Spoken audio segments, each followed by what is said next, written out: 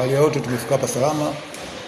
Kuhusu kusimama kwa ligi kwetu sisi hakuna shida, kwa sababu tulikuwa tunatengeza timu, namna ambavyo tumetoka pincha nyuma, namna ambavyo tumefanya usajili lisha dogo, namna ambavyo tulikuwa tukicheza, utaona kwamba tumebadilika kiasi cha kutosha. Kwa hivyo tulikuwa na camp wiki mbili na eneo Kela, tumeweza kucheza michezo miwili mitatu ya kirafiki ili kuweza kuwakabiliana za mwelekeo, kwa sababu tumejipanga vizuri. Tunaheshimu Azam na wachezaji wakubwa kama kapteni katoka kuongea hapa Mwekenda pamoja na Faisal Salum, lakini tunaamini kutokana na maandalizi tuliyofanya tutaibuka na ushindi kwenye mchezo wa kesho.